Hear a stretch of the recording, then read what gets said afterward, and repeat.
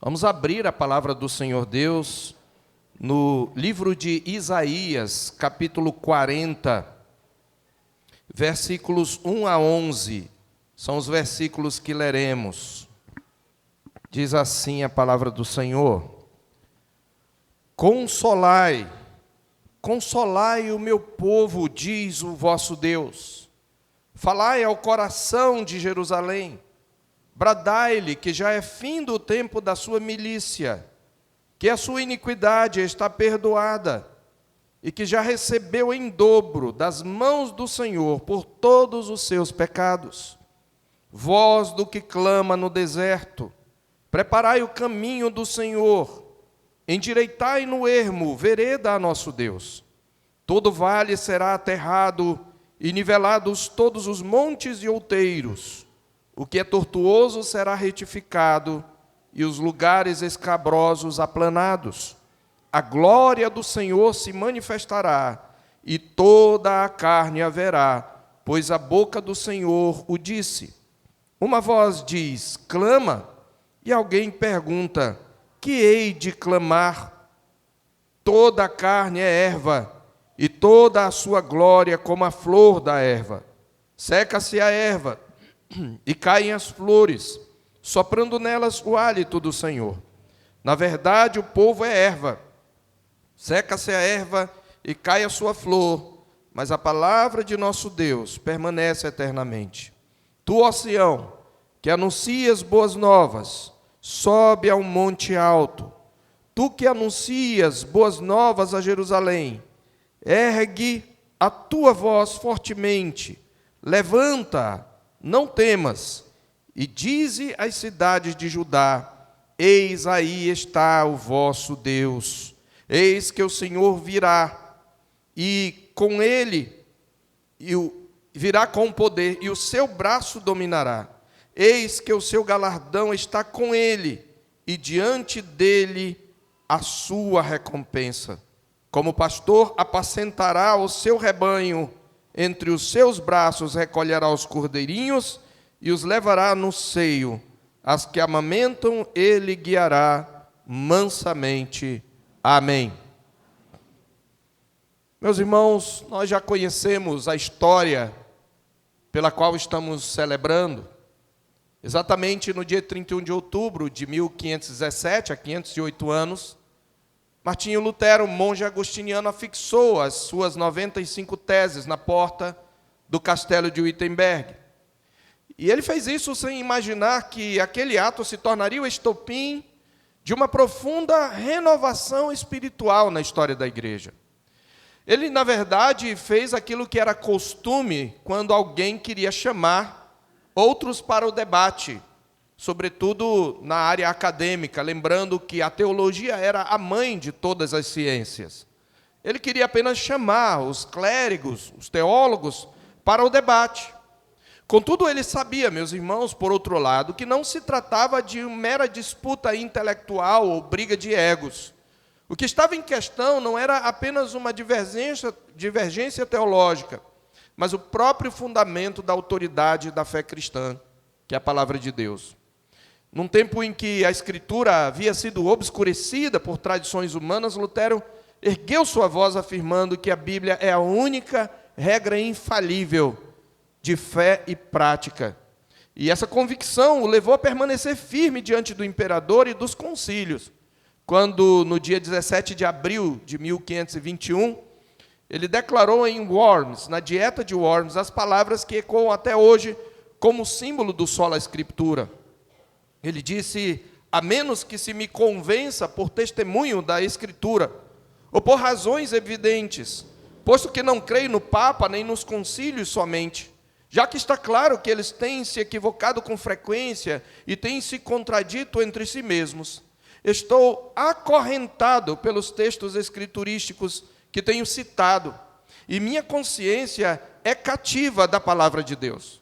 Não posso e nem quero me retratar em nada, porque não é seguro nem honesto falar contra a própria consciência. Que Deus me ajude. Amém.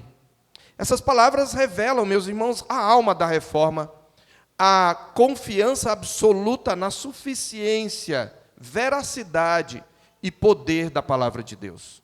Lutero sabia que nenhuma instituição, por mais antiga ou poderosa, podia se sobrepor à voz viva das Escrituras. Séculos antes, outro servo de Deus, o profeta Isaías, também enfrentou um tempo de infidelidade e crassa idolatria.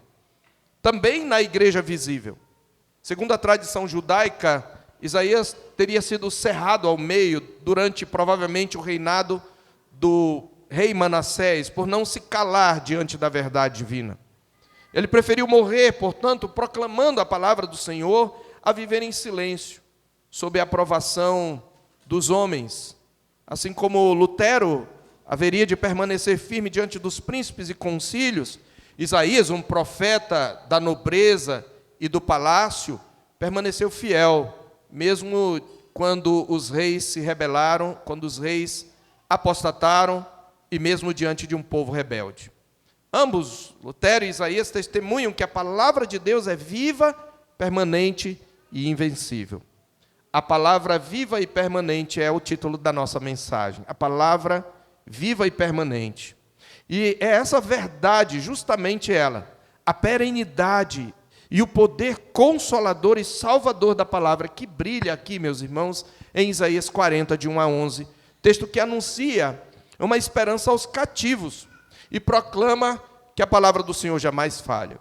O público ao qual Isaías se dirige é, em si, este fato de um público a quem ele se dirige, considerando que esse público é uma manifestação clara, uma evidência clara do poder e da firmeza da palavra de Deus. Por quê? Porque Isaías, nesse texto, se dirige sim ao seu povo no presente, mas ele também vai se dirigir a um povo há cerca de quase 200 anos à frente, pois ele se dirige ao povo que ainda vai para o cativeiro babilônico. Isaías morreu sem ver o cativeiro babilônico. Mas ele fala exatamente a esse povo que é cativo, que estará em cativeiro. E quando o povo, depois de mais de 150 anos, vai para a Babilônia, e mais de 200 anos, lê as profecias, recebe consolo e esperança por meio da palavra do Senhor, que jamais falha. O livro de Isaías, meus irmãos, é com razão chamado por muitos o Evangelho do Antigo Testamento. Isaías é considerado o mais evangélico dos profetas. Como afirma Gleason Asher, nele encontramos a mais ampla e clara exposição do Evangelho de Jesus Cristo, registrada no Antigo Testamento. Isaías é o profeta do Santo de Israel, como Deus se revelou a ele em Isaías capítulo 6. Ele é aquele que revela o caráter de Deus como santo, acima de todos os seres, mas também justo e redentor. O Deus que julga o seu povo, que julga o pecado, mas mantém a sua aliança e as suas promessas de graça. E, curiosamente, o mesmo número de capítulos que tem a Bíblia, o mesmo número de livros que tem a Bíblia, é o número de capítulos de Isaías 66. E os capítulos 40 a 66, dos quais nós lemos o primeiro parágrafo, eles inauguram uma nova seção no livro, dirigida ao povo exilado na Babilônia, abatido e humilhado. É interessante notar que, do capítulo 1 ao 39, Isaías anuncia mais o juízo, embora ele pontue também com oráculos de salvação, mas, a partir do capítulo 40, ele se concentra muito mais na mensagem de salvação. Em Jerusalém, quando ouve esta palavra, vai estar abandonada, e o povo estará gemendo sob o jugo babilônico. E é a esse povo que o Senhor envia uma palavra de consolo, anunciando: a miséria acabou, porque a dívida foi paga. Então, o capítulo 40, é uma porta de esperança que se abre no meio da noite do exílio. E ele tem para o livro a importância que os evangelhos têm para o Novo Testamento, pois começa proclamando que o Deus de Sião está chegando. O tempo da servidão terminou, a culpa foi expiada, a palavra de Deus, viva e eficaz, cumprirá tudo o que prometeu. Isaías 40 é, portanto, meus irmãos, um convite ao consolo e à confiança na palavra de Deus num primeiro momento, E no segundo momento é uma convocação ao povo de Deus, como agente do reino, a proclamar a plenos pulmões e com confiança essa palavra. Deus fala, e quando Ele fala, sua palavra cria, sua palavra restaura e sua palavra permanece para sempre. Eu quero dividir essa exposição em 4 pontos, que são os 4 movimentos do nosso texto. Em primeiro lugar, nós veremos aqui, nos versos 1 e 2, o duplo consolo da palavra, que pode ser resumido na mensagem: a tua iniquidade está perdoada. O duplo consolo da palavra: a tua iniquidade está perdoada. Em segundo lugar, nós vemos aqui, os versos 3 a 5, a sublime missão do mensageiro da palavra. Qual é essa missão? Preparar o caminho do Senhor. A sublime missão do mensageiro da palavra: preparar o caminho do Senhor. Em terceiro lugar, nós vamos ver dos versos 6 a 8, o caráter permanente da palavra, uma semente incorruptível. Em quarto e último lugar, nós veremos as doces promessas da palavra: o Senhor virá com poder. O Senhor virá com poder. Então, primeiro ponto que nós queremos trazer aqui é o duplo consolo da palavra. Isaías começa exatamente com um verbo no imperativo repetido duplamente, para enfatizar o duplo consolo que o Senhor enviará agora, por meio da sua palavra, por boca do seu mensageiro. Ele diz: consolai. E mais uma vez, consolai o meu povo, diz o vosso Deus. Deus sabe que o verdadeiro consolo é aquele que atinge o coração, por isso ele diz: falai ao coração de Jerusalém. E qual é a palavra de consolo? Bradai-lhe, que já é fim do tempo da sua milícia. No contexto primário, fim do cativeiro babilônico. Que a sua iniquidade está perdoada e que já recebeu em dobro das mãos do Senhor por todos os seus pecados. Então, meus irmãos, essa palavra é muito importante, porque Isaías vinha anunciando o juízo. E ela dá uma impressão de que há um primeiro som que se rompe após o silêncio do exílio. E o primeiro som que se ouve após o silêncio do exílio é o eco da graça: consolai, consolai o meu povo. A voz divina aqui rompe o desespero e anuncia o perdão. Ridderbos observa que ao dizer meu povo e vosso Deus, o Senhor está renovando a aliança. É a linguagem do pacto restaurado. O mesmo Deus que julgou, agora consola. O mesmo Deus que feriu, agora sara. O mesmo Deus que condenou, agora salva. Esse é o duplo consolo, o perdão da culpa e o fim da servidão. Essa é a expressão, meus irmãos, da graça soberana de Deus. E ele deixa claro que o povo não haveria de conquistar o seu retorno. Esse retorno é garantido, antes de tudo, pela palavra. A palavra tem poder para se cumprir. É como se a própria palavra estivesse fazendo acontecer os eventos. E, na verdade, é isso que acontece. Na verdade, desde o princípio, Deus sempre age no mundo por meio da sua palavra. No princípio, criou Deus os céus e a terra era sem forma e vazia. E como Deus criou todas as coisas, Deus disse Deus, e assim se fez. Disse Deus, e assim se fez. Disse Deus, e assim se fez. O mundo inicia como resultado da palavra de Deus. É por isso que Isaías, no verso 12 em diante, ele vai falar desse Deus como Criador, que por sua palavra não só criou o mundo, mas exerce sua providência, o seu governo, e sustenta todas as coisas do mundo. A partir do verso 12, é o que ele vai dizer. Então, essa palavra é a palavra que traz o duplo consolo. Irmãos, não existe genuíno consolo, senão o consolo que vem da palavra. O consolo que anuncia o perdão, o consolo que proclama a graça. Fora da palavra de Deus não há genuíno consolo. Tudo o mais são apenas paliativos. A psicologia secular, o máximo que ela pode é trazer alguns paliativos, como analgésicos, mas só a palavra de Deus traz o consolo que cura. Em segundo lugar, nós temos então a sublime missão do mensageiro da palavra. Depois de dizer consolai o meu povo, ele se dirige agora mais diretamente ao mensageiro da palavra, que ele chama de voz do que clama no deserto. Ele diz, versos 3 a 5, preparai o caminho do Senhor. Qual é a missão do mensageiro? Preparar o caminho do Senhor. Endireitar no ermo ou no deserto, vereda, um caminho a ser trilhado pelo nosso Deus. E logo em seguida, o imperativo se torna indicativo em forma de promessa.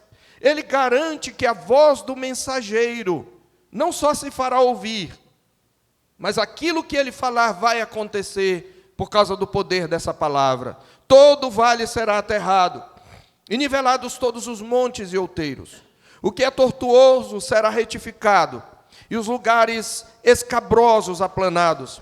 A glória do Senhor se manifestará, e toda a carne haverá, pois a boca do Senhor o disse.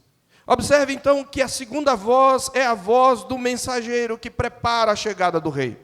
Aqui precisamos entender um pouco o contexto histórico e cultural. No Antigo Oriente, os mensageiros precediam os reis em viagem, sobretudo em viagens longas.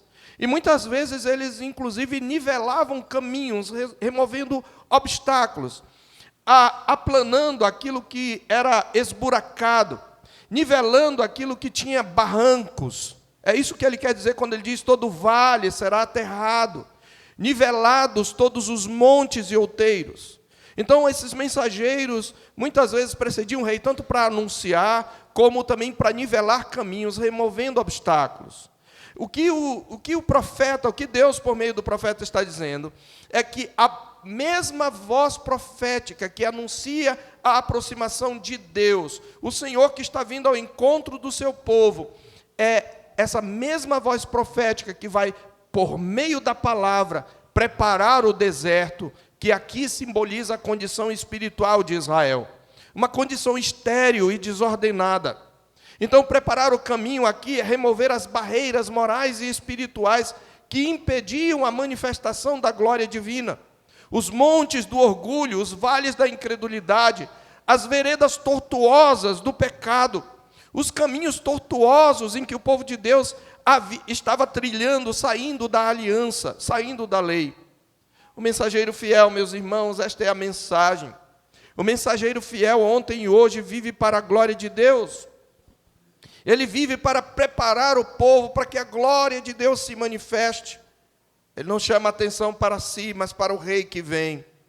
Nós sabemos, é importante que saibamos que voz do que clama no deserto, num contexto que eu chamo de primário, é uma convocação para o profeta, companheiro de Isaías, para os profetas que estariam também proclamando a palavra de Deus no cativeiro. O próprio Jeremias profetiza no início do cativeiro, ele anuncia o cativeiro, e durante alguns anos do cativeiro, ele inclusive é levado, raptado para o Egito, quando Nabucodonosor destrói Jerusalém. Ezequiel é um profeta que está no exílio. Daniel é outro profeta que estará no exílio. E o Senhor, então, vai anunciar o próprio profeta Ageu e o profeta Zacarias, já próximo da volta do povo, quando o povo interrompe a construção do templo, pelo temor dos inimigos. Ageu e Zacarias são levantados para chamar o povo. Mas a mensagem é esta. Ele diz, o Senhor, a glória do Senhor se manifestará, e toda a carne haverá. Mas sabemos que esta passagem tem o que nós chamamos de um duplo cumprimento.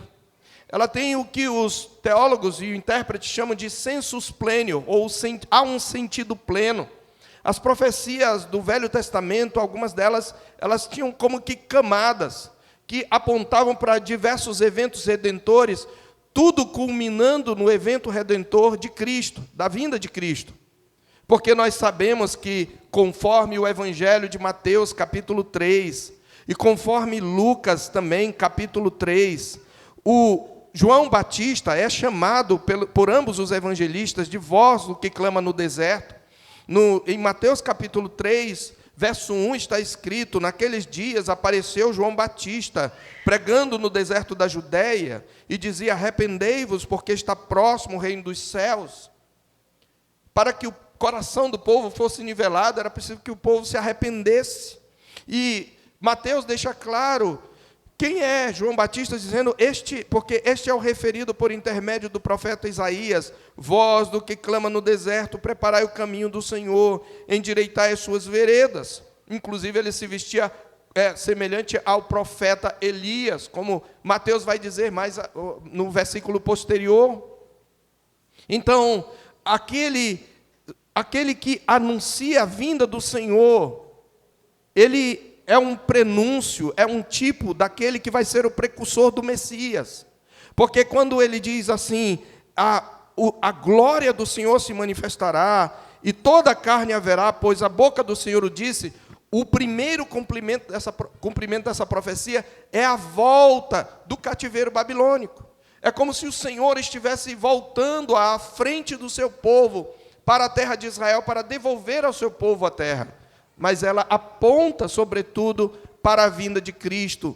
E essa voz vai ecoar para mostrar o valor vivo e permanente da palavra. Vai ecoar por cerca de 6, 7 séculos. E vai chegar lá em João Batista, quando depois de 400 anos de silêncio profético, a voz do que clama no deserto ecoa exatamente no deserto do Jordão, chamando o povo ao arrependimento. E, meus irmãos, a igreja continua essa missão. A igreja continua proclamando. A igreja continua preparando corações, porque aquele que veio, que se encarnou, inaugurou o seu reino, virá para consumá-lo. E a igreja precisa continuar proclamando essa palavra. Então, depois de falar sobre o duplo consolo da palavra, que diz, a sua iniquidade foi perdoada, depois de mostrar a sublime missão do mensageiro da palavra, que é preparar, por meio da proclamação da palavra, o caminho do Senhor. Em terceiro lugar, o nosso texto fala sobre o caráter, ressalta o caráter permanente da palavra, que é uma semente incorruptível. Observe nos versos 6 a 8. Uma voz diz, clama, e alguém pergunta, como se fosse o profeta, que hei de clamar? O que eu devo clamar? O que eu devo proclamar ao povo?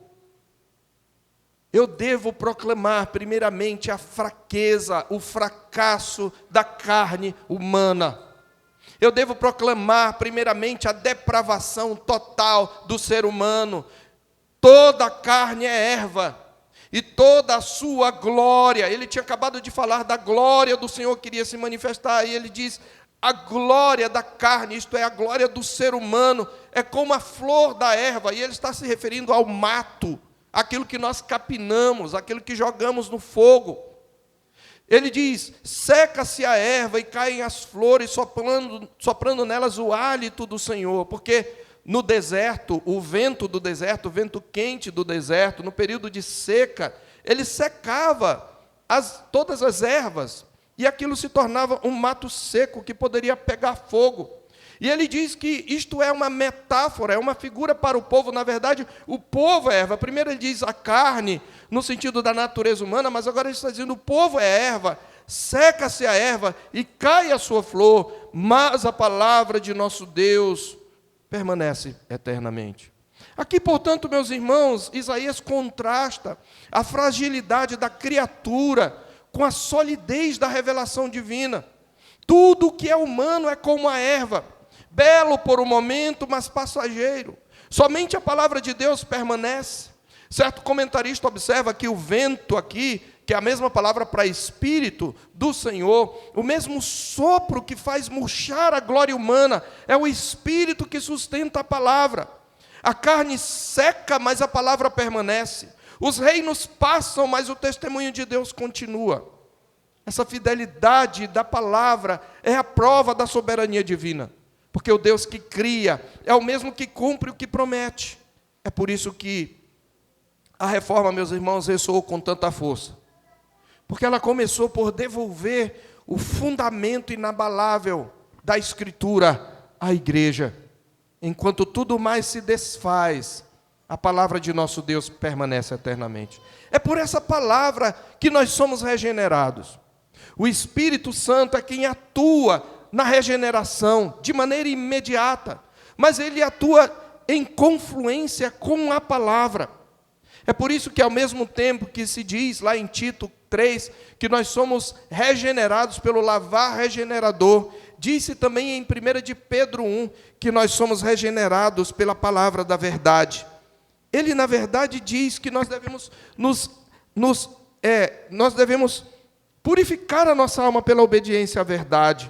Ele diz no verso 23, pois fostes regenerados, não de semente corruptível, mas de incorruptível, mediante a palavra de Deus, a qual vive e é permanente. E cita Isaías, pois toda a carne é como a erva, e toda a sua glória como a flor da erva.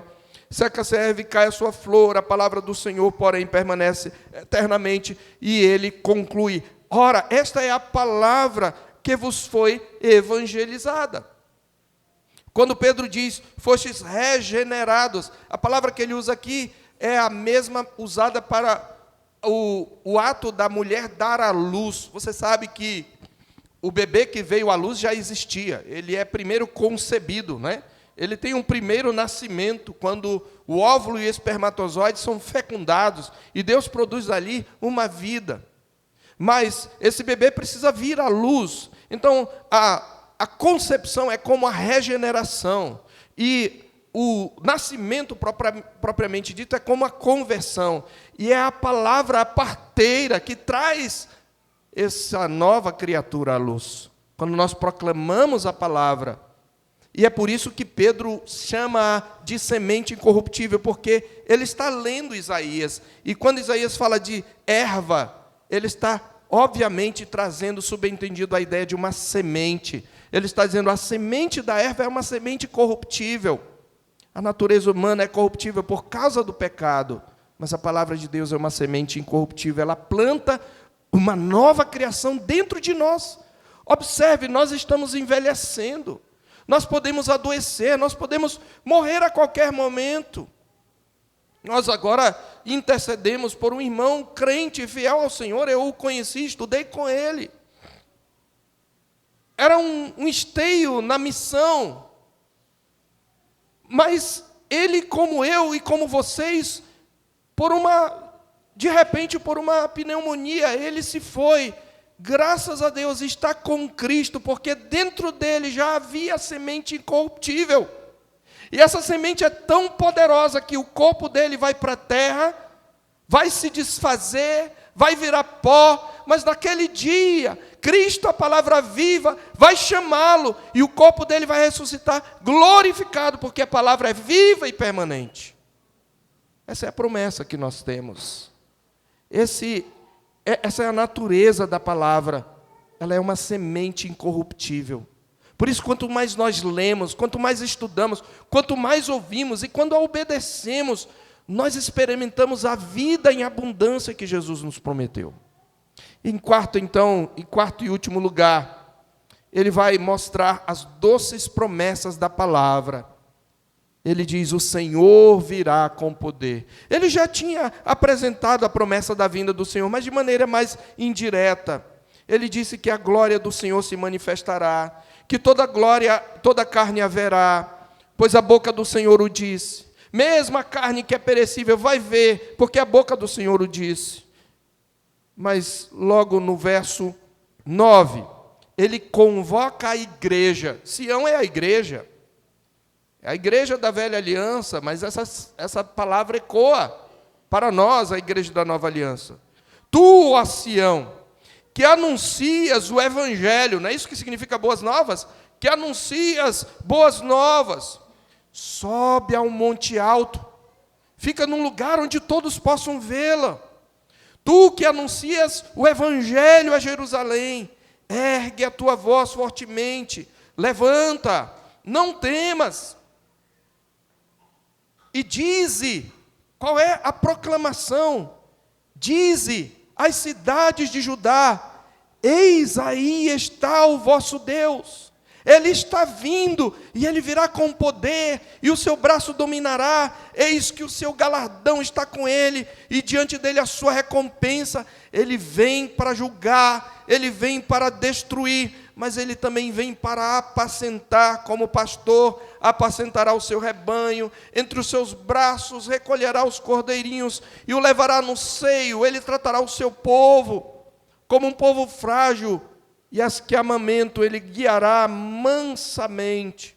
O texto, portanto, meus irmãos, culmina na proclamação jubilosa: eis, aí está o vosso Deus. A ideia é do profeta subindo a montanha e convocando a igreja, tomado de zelo, de alegria, anunciando a chegada do Senhor. O mesmo Deus que vem com o poder é o pastor que carrega os seus cordeiros no seu colo. Aqui está o coração do Evangelho, meus irmãos. Deus, que é rei, também é pastor. O juiz é o redentor. O Senhor glorioso é o Cristo compassivo. Um certo comentarista vê nesse retrato, certamente, nós vemos também um anúncio do Messias, o servo do Senhor, que viria para redimir o seu povo e restabelecer a justiça. Em Cristo, esse consolo prometido se torna presença. Em Cristo, a glória de Deus se faz visível. Em Cristo, a palavra eterna se faz carne. E este é o ponto, meus irmãos, já chegando na conclusão. Essa exposição, esse texto não fala apenas do retorno do exílio. O mesmo Deus que à frente do seu povo vinha, voltando para a terra, ele viria pessoalmente, em carne, ao encontro do seu povo. De modo que a palavra que ordena e que permanece é a mesma palavra que se faz carne. E essa é a maior demonstração, a maior evidência, a mais inegável e clara manifestação de que a palavra de Deus é viva e permanente, a de que essa palavra se faz carne, de que o próprio Deus se manifesta como palavra viva. Esse é o grande mistério. E não é à toa que João, no capítulo 1, diz: no princípio era a palavra. Porque esse é o termo lá no grego. No princípio era a palavra. E a palavra estava com Deus. E a palavra era Deus. Todas as coisas foram feitas por intermédio dele. Ele estava no princípio com Deus. Todas as coisas foram feitas por intermédio dele. Sem ele, nada do que foi feito se fez. A vida estava nele, e a vida era a luz dos homens. A luz resplandece nas trevas, e as trevas não prevaleceram contra ela. Houve um homem, voz do que clama no deserto, cujo nome era João, que veio para dar testemunho. Mas João não era a luz. O mensageiro não é a luz, mas ele veio para que testificasse da luz, a saber, a verdadeira luz que, vindo ao mundo, ilumina todo homem. Estava no mundo. A palavra se fez carne, estava no mundo. O mundo foi feito por intermédio dele. Mas o mundo não o conheceu. Mas a todos quantos o receberam, deu-lhes o poder de serem feitos filhos de Deus, a saber, aos que creem no seu nome, os quais não nasceram do sangue, nem da vontade da carne, que é como erva, nem da vontade humana, mas de Deus, por meio da palavra.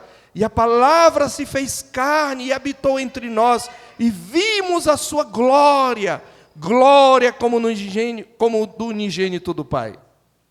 Ninguém jamais viu a Deus, mas o Deus unigênito que está no seio do Pai é quem o revelou. A verdade, o fato mais pujante do caráter vivo e permanente da palavra é que a palavra é, antes de tudo, uma pessoa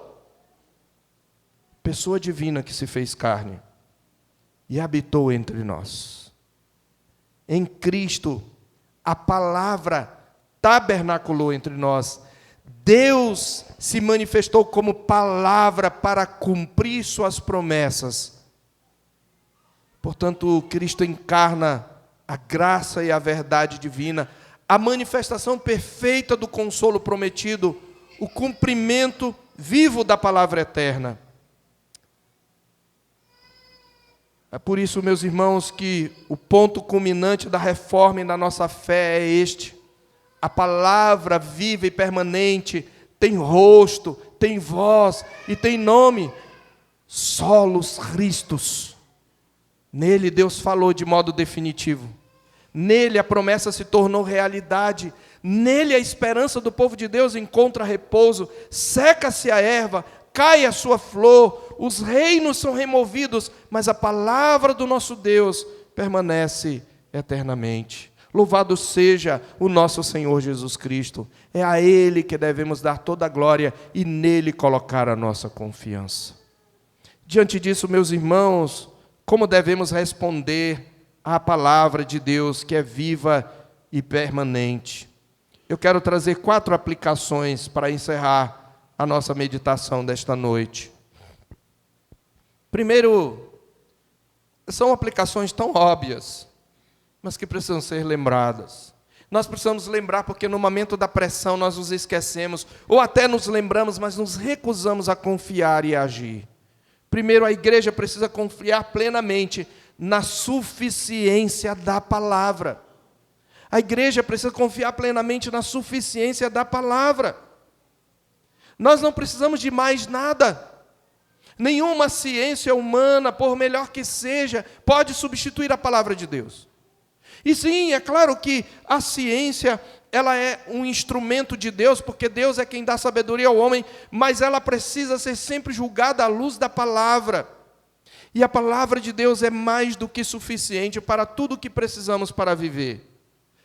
Assim como o exilado precisava aprender que o consolo não vem das circunstâncias, mas da voz de Deus, também nós devemos repousar na Escritura como completa fonte de verdade e direção. Nenhuma filosofia, meus irmãos, nenhuma tradição, nenhuma emoção pode substituir a palavra de Deus. Nós precisamos confiar na suficiência da palavra. E quando o nosso coração se levantar contra a palavra, nós devemos nos levantar contra o nosso coração. Aquilo que nós estudamos, aquilo que lemos, aquilo que ouvimos, precisa ser julgado à luz da palavra. E se há contradição entre o que aprendemos, o que ouvimos e o que a palavra de Deus diz, devemos descartar aquilo que ouvimos e confiar na palavra. Ela é suficiente. Em segundo lugar, a igreja precisa proclamar e viver a palavra sem adulterá-la. Irmãos, não precisamos de outra arma, não precisamos de barricadas, não precisamos de nenhum outro tipo de ato político. O melhor ato político que a igreja pode ter é a proclamação da palavra, do Evangelho. Porque somente pela palavra nós podemos preparar o caminho do Senhor. Se nós não tivermos confiança na suficiência da palavra, nós vamos inventar um novo caminho. Quando a igreja modifica a palavra para agradar aos homens, ela perde sua autoridade. Nós somos chamados a proclamar com fidelidade e viver com coerência. Há um movimento, sobretudo no meio liberal, que procura separar a palavra encarnada da palavra escrita, mas isso é impossível. Algumas pessoas dizem, não, eu sigo a Cristo, e eles falam da centralidade de Cristo, e até que Cristo é a chave hermenêutica, mas negam a palavra. Não é possível. A palavra encarnada não se contradiz. A palavra encarnada inspirou a palavra escrita. Cristo é maior do que a palavra escrita, mas ele não a contradiz. Então, se eu digo que creio em algum tipo de Jesus, mas não creio inteiramente nas Escrituras, quando ele diz que as Escrituras não podem mentir, eu não creio no Jesus verdadeiro. Então a igreja precisa proclamar a palavra. Terceiro, a igreja deve lembrar-se da fragilidade da carne e da eternidade da Escritura. Não se engane, tudo que é humano passa. Instituições humanas passam, ideologias passam, governos passam, governos vão e vêm. Quando a gente chega perto dos 50, a gente começa a ter certos privilégios, porque a gente consegue olhar melhor para a história. Eu vivi para ver a cortina de ferro se esboroar e o muro de Berlim cair. Se não me engano, em 89. Eu nunca imaginava isso. A gente vivia com medo do mundo acabar com a bomba atômica. Ainda é possível, do ponto de vista humano, mas não acabou. Houve uma completa mudança geopolítica. O tabuleiro geopolítico mudou completamente. Aí, quando foi agora, veio uma pandemia. E os teóricos da conspiração, que atribuem uma soberania divina a certos grupos que supostamente dominam o mundo, tudo atribuíam a esse grupo. Irmãos, quem conduz a história é Deus. E se nós queremos ser instrumentos de mudança, é por meio da palavra. Porque mudança verdadeira é só por meio da palavra de Deus. A carne humana é frágil. Os grandes governantes do mundo são frágeis. Eles são como a flor da erva. Os mais poderosos tiranos são frágeis. Nós vimos agora cerca de 130 bandidos serem dizimados. Eles se sentiam superpoderosos. Eles vão continuar? Sim, enquanto Cristo não vier. Mas eles são uma das amostras de que a carne humana é frágil. Os salvadores humanos também são frágeis. A nossa confiança deve estar em Deus, por meio da sua palavra. Nunca esqueça, lembre sempre da fragilidade da carne e da eternidade das Escrituras. Em quarto e último lugar, a igreja deve anunciar com alegria o Deus que vem. E que então trará verdadeira justiça e paz ao mundo. Nenhuma ideologia poderá trazer. E isso acontecerá sem o auxílio de mãos. Para ficar claro, a ação de Deus na glorificação, na vinda de Cristo é monergística. Nós não vamos estar fazendo coisa alguma, possivelmente no meio da tribulação, sentindo a fragilidade, a dor de seguir a Cristo. E Ele virá, e a Bíblia diz que com um sopro Ele matará o iníquo. A igreja deve anunciar com alegria, porque esse dia vem, irmãos, esse dia vai chegar. Como o profeta que sobe ao monte para proclamar, eis aí está o vosso Deus, nós também devemos proclamar que Cristo está voltando. Nós devemos proclamar que o Verbo eterno um dia veio em humilhação, mas um dia Ele virá em exaltação para julgar vivos e mortos, e Ele vai pisar o vinho do lagar, o lagar do vinho do furor da ira de Deus. O que Ele vai fazer de massacre, nem o BOPE chega nem longe, nenhum exército poderoso de 1 milhão de homens, nem 1000 bombas atômicas. Veja a visão do cordeiro com o manto salpicado de sangue. Não é o seu sangue, é o sangue dos inimigos. Ele pisará os inimigos. Você achou grande essa carnificina? Nenhuma carnificina será maior do que a que o cordeiro virá realizar. Para a sua glória, porque a sua ira é uma das suas perfeições. Os homens correrão e dirão aos montes, caí sobre nós e livrai-nos da ira de Deus e do Cordeiro. Mas para o povo que esperou e proclamou a palavra, a Bíblia diz que será um dia de glória, de vitória, de alegria. O Senhor Jesus diz, quando essas coisas começarem a acontecer, erguei os vossos olhos, porque a vossa salvação se aproxima. Nós precisamos crer nessa palavra e viver com alegria, apesar das nossas lutas e tribulações. Porque Cristo, a palavra viva, virá para nos buscar. E então se cumprirá a palavra que Isaías traz. Tragada foi a morte na vitória. Onde está, ó morte, a tua vitória? Onde está, ó morte, o teu aguilhão?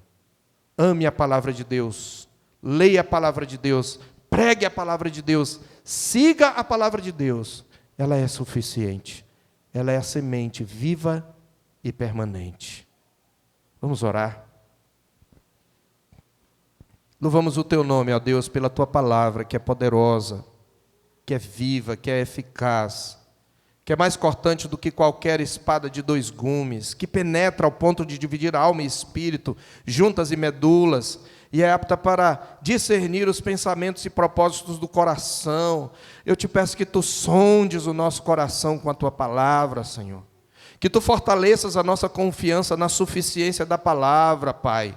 Eu te rogo que tu nos ajudes a intensificar o nosso compromisso em proclamar a tua palavra, em ensiná-la, em vivê-la em nosso lar, em nosso trabalho, em nossa vida de um modo geral.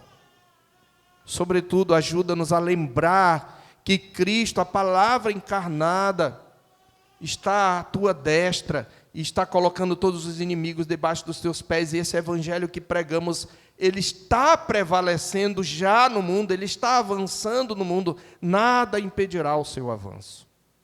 Ajuda-nos a ter essa confiança e que saímos daqui consolados, fortalecidos e desafiados a amar as Escrituras e a defender esse princípio, sola Escritura, para que continuemos, ó Deus, como agentes do reino, a preparar o caminho do Senhor, que virá para nos buscar, e buscar todos os eleitos, para que os demais eleitos, que ainda não foram salvos, possam ser salvos por meio da proclamação da palavra. Tua palavra mesma diz que a fé vem pelo ouvir, ou pela pregação, e a pregação pela palavra de Cristo.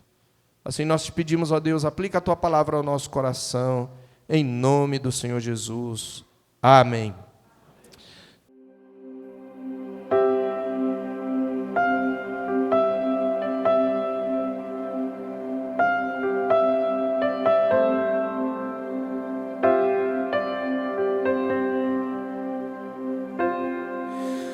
Tu és bem-vindo aqui.